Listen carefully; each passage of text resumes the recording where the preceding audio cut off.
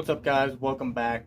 I'm super excited. In about a month and a half, we will be going to No Star Bash 2022. It is a 3-day long drift event hosted by Good Enough Garage and Drift Indy in Xenia, Ohio at Killcare Raceway.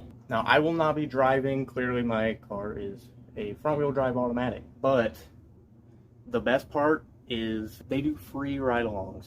So me and my girlfriend are going to be doing that for sure. All you need is a helmet. So I have these. One for me, one for her. We'll see who each fits best is. So I'm going to be cleaning those because they're used and dirty. I got them for free. But the other thing I'm excited about, I got some new filming equipment. This guy right here, it's not the best. This is some cheap budget stuff. These were also gifts to me. I did not pay anything, but this is a pretty decent little tripod situation. You can get these online. I saw them on Amazon for $9.99, and they're pretty sturdy, pretty well made. It works, it does the job. It's a good handle, good tripod. And it comes with this for your phone, screwed on there, hold your phone in it, a Bluetooth remote so you can control, start recording or take a picture at a distance, and it also has this for a GoPro or action cam like that. Which brings me to the next item, this guy.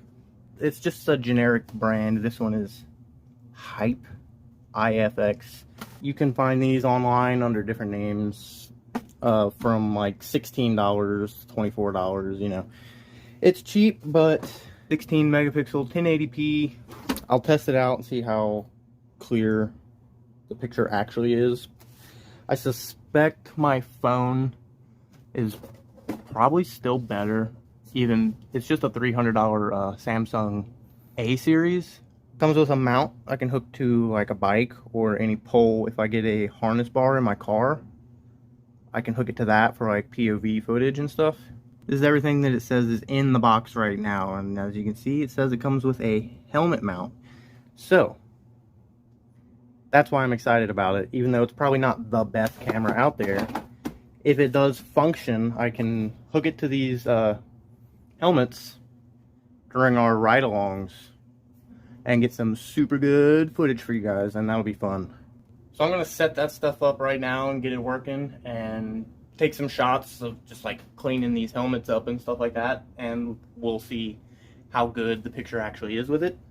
I'll use it in this video too, so you guys can comment and tell me which one you think is better. It'll probably be pretty obvious between the phone and this camera. So let's get it all out of the box and set it up and get it working.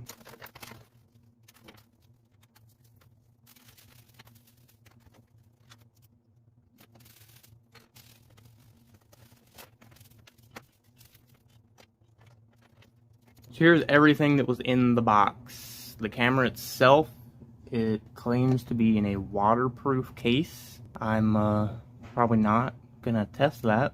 I'm sure it's water resistant. I wouldn't submerge it entirely, but it can probably, like, you know, get rained on and stuff and be fine. You know, don't take my word for that. All the accessories, the bar mount and stuff like that. Comes with straps, little Velcro straps, charging cable. These look like little sticky pads. So this is probably for the helmet mount used with the straps. I'll look through the book and see if I can figure all that out.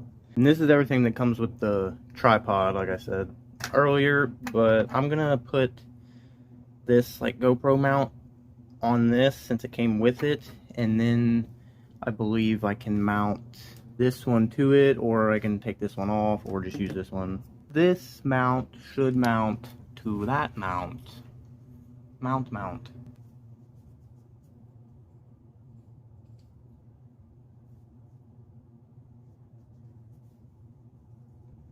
So for now, this is the setup here, just to see if it works. And once I get it working, then I'm gonna clean up the helmets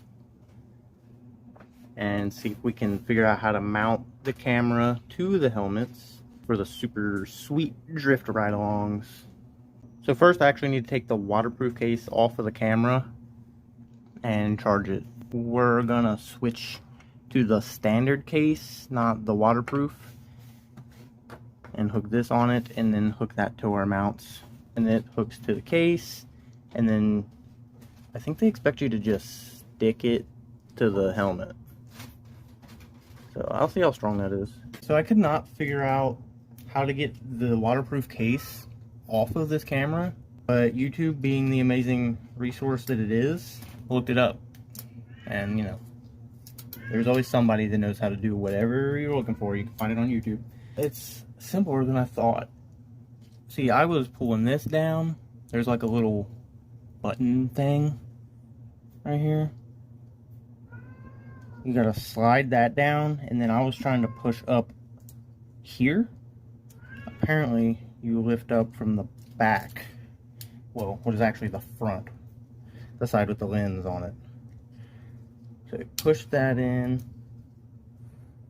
This thing is hard to press also. Push that in, and then that lifts up, and then it releases the case.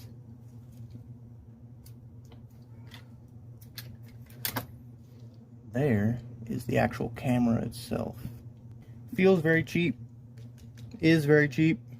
Specs claim 1080p at 30 frames per second, 140 degree lens. Like I said, I'm not expecting much from this, but if it functions and I can get some cool ride-along footage with it, then, you know, it served its purpose. It's also cool because it says you connect it to the Wi-Fi and you can actually connect it to your phone. Since I don't have a computer, I do all my editing on my phone. And you can send your videos straight from this straight to your phone. So that'll make things easier for me if that actually works. So I'm going to charge it up so we can test it out. So this here is with the default settings. I'm just holding the camera straight in my hand. I think it's always wide angle. Like, I don't have an option to change that, which will be fine because it's kind of the only thing I wanted to use this for anyway. I want to test the anti-shaking, the stability options as well. I'm going to try and be a little shaky with it. And that's all I'm even going to bother adding from that. It works. It functions. I was able to scan a QR code and download the app and connect the camera to my phone. And I was able to download the videos from the camera to my phone. But they're uncompressed, so I had to use a program to compress the videos. And it took so much time. It's not even worth it. The quality, the picture quality is okay, but it has those weird, like, lines. It's like wavy looking. I don't know what that is or how to get that to go away. And the sound quality is terrible. So I mean, for $16, it's pretty much what you would expect. If that's fine for you, then it's fine. But I don't think I'm going to use it. I'm going to hang on to it. If you guys know how to get rid of the wavy lines, let me know in the comments, because I can still use it if I can get that to go away. Other than that, I'm still excited about the drift event. I'll just use my phone if they let you hold the phone like in the car. And I'm just going to use this. I'll hook my phone into it and be able to use this as a handle and just get some good shots. The tripod for $10 is actually pretty nice, because I was using this one. It cost $12, and it actually, like, it broke pretty easily just trying to get my phone into it. I have it like super glued back together and stuff. So for $10, this one's much nicer quality, a little heavier, better made. This one's real light. Again, it did the job. It served its purpose, but this one's much better. A little disappointed in the camera, but still excited about the drift event. I'll try to get links to everything in the description. So I guess I'm going to end this one here. I was just excited about it. Wanted to share it with you. So I'll see you guys later. Peace.